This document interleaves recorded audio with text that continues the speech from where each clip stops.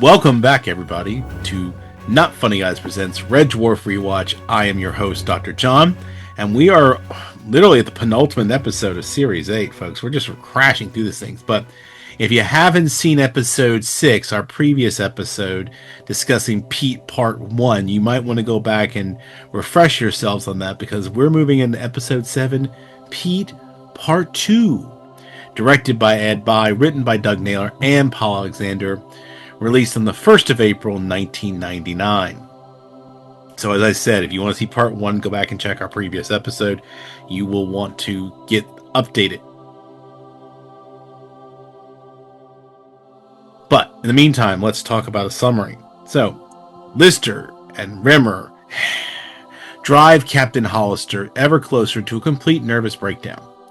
Crichton discovers the Time Wand can regress a living creature back to whatever it evolved from, which apparently at one point turns Baxter, who is an interesting bully of a character. He's the one who bullied the cat last time. He played a character I remember. I don't remember the actor's name, but off the top of my head, he was in an episode of Black Books, which is another great show that we'll probably cover at some point. But somehow him and Kill Crazy managed to turn themselves into apes. They also accidentally regressed Pete, Birdman's pet sparrow, into a T-Rex. Which is on a rampage now around Red Dwarf. It has eaten Birdman, of course, but now they have to undo all this. And apparently at one point he even has eaten the Time Wand. With the rest of the crew frozen in time, Rimmer, Lister, Crichton, Kachansky, Cat, and Holly attempt to find a solution before the freeze wears off. Will they succeed? Absolutely not. Let's break this down. So we open where we left off, a little back tracing about how they're now being chased by Pete the dinosaur. They're hiding in some cargo hold. Crichton tries to offer to sacrifice himself. He throws the Time Wand to Bob the Scudder to get Pete's attention, but then Pete eats Bob. He's now stuck inside with the Time Wand. They slam a door in Pete's face in the cargo hold and try to hide some more. Rimmer, of course, is panicking and screaming, very literally panicking and screaming. Very high voice. Lister turns to Holly for advice. His long version of it is "you're finished," and it's like, "What's the short version?" "Bye." I love that exchange. They're trying to find a way out. They need the Time Wand. They need it to pass through his system. So we see now that Pete, inside Pete, the Scudder Bob, has the Time Wand. He restarts the crew's timeline by accident. Well, the gang is trying to lure Pete into eating some food that will hopefully make him pass. So they choose Indian food. They mix it in a massive bowl. But now, unfortunately, the crew has been brought back into the main time stream as well. So this won't end well. Pete seems to absolutely love whatever giant weird curry they made him. And then back-end events start. Pete's stomping around now. The heat has hit him. He's going to have a massive diarrhea at someone. He starts busting through cargo doors.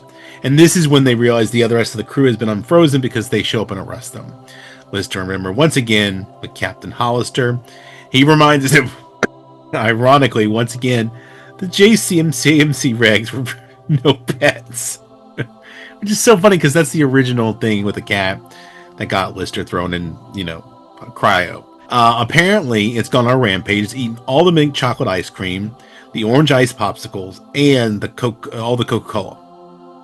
All of the things are the captain's favorites. Pete, the dinosaur, has now taken an entire platoon out with a burp. Then Pete got sick of it and had that massive diarrhea, which apparently took out the battalion trying to sneak up on it and created a 15-foot tidal wave of shit. Captain has the Time Wand now, though.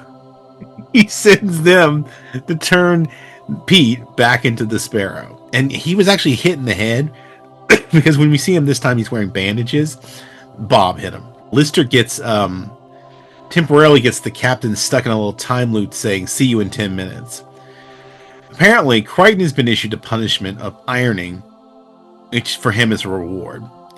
He's talking to Kachansky about this. Rimmer is complaining to Lister. Captain comes into their quarters while he's complaining, And while Rimmer badmouths him and tells him they forgot the time wand. Chris trying to get a mouse out from under her bed, and it's not a mouse, it's Archie. What's Archie? Crichton's penis. He made it. He made it so he could have the women's wing. Crichton goes to get him. It shoots around the room and gets caught under a bucket. And Kochanski says, you're a real man now. You have absolutely no control of your penis.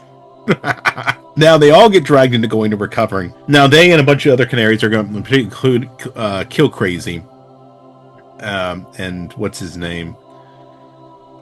Baxter. They get recruited now that they're all going to have to go get the T-Rex. Unfortunately, at one point the cat starts crying in pain, falls on the ground. Something looks like it's the whole alien thing from bursting out of the chest, except it's Archie. And Crichton has to now explain it to Lister and Rimmer. The mission is a failure because Baxter and Kill Crazy steal the Dwan and put their bodies in a different time stream accidentally, where they start punching them and nothing happens. And when they fail, they run away with the time wand. They go back to the caption where the time stream catches up to them and they proceed to get beaten up by ghosts in his presence. The captain very confused.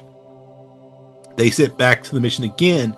This is where they find Baxter and Kill Crazy have accidentally turned themselves into gorillas with a time wand. And Pete is managed, hopefully, thankfully, still asleep. Rimmer fears it will all go wrong, but they do manage to undo stuff. They get Birdman back. Pete turned back into a bird as well. Rimmer thinks, okay, we got to put an end to this madness, so we're going to destroy the time wand. Lister stomps into pieces. They're walking away when they then walk past and then walk back to notice that Pete has laid an egg. All see it, and then it begins to hatch, and they desperately try to rebuild the time wand. No use. They chase the half-hatched egg into, but it gets into a lift. And apparently it comes in on the captain while he's getting a massage and proceeds to lick him on the back. And I don't blame what happens next, because Lister and Rimmer go to report to the captain's office. He has PTSD now. He cannot talk, so he's writing stuff down. He gives 12 months in the hole, but it's not for them. It's for him. And he wants them to stay far away from him. Yeah, they broke him. They broke Captain Hollister. But next time we will end Series A with only the good. But until then, please like, subscribe, follow along. We've got one more before we then move on to Back to Earth and all the fun stuff where we jump ahead in time, because this is 1999. We're going to jump ahead 10 years after our next episode. So stick with us as we wind things down here. But if you have not done so far, please like, subscribe, share, comment. You can write us. So write us at information is in the ticker below and in the description. We have our socials, but you can write us directly at notfunnyguys.offthereels@gmail.com. Tell us about things you like, things about you dislike. Tell Casey that he's a schmuck and a smeghead. If you tell me smeghead, he probably won't get it until I explain it to him. So that can be a funny joke, and you can probably hear my response to it over on our main podcast. Not Funny Guys presents Off the Reels, where we talk about movies. We are wrapping up the Jurassic Park films, thank God. No, it's okay. They've not been the worst thing I've ever watched in this thing. The Rambos were worse. They were definitely worse. Yeah, so I don't know what we're moving on to next, but you come check that out. We do movies over there. If you want to talk some more Not Funny Guys products, we also have our Not Funny Guys presents Wrestling with the Horror of It All, where Casey and Eric talk about wrestling and horror movies. They have that podcast. They usually have that one come out, usually one every week. And then we will soon have the return, season 2 of Not Funny Guys presents Thinking About Thinking. Myself and our Not Funny gal, Dr. Kristen. You can come hear us talk, have conversations about things we're thinking about. Sometimes serious, sometimes silly. We bounce all over the place. And as I said previously, we should be very soon having our Pornhub 2025 year in review, which is just one of our favorite little stupid episodes to do. We'll see if Dr. Kristen gets to join us for this one. We hope she will. It'd be nice to have a female perspective on just how stupid we all are. But we like to know what everybody's into. Particularly, what's your kink? What's yours? You want to tell me? Tell me? No. Okay. Until then, don't be a snakehead. Keep it not funny. I'll see you then.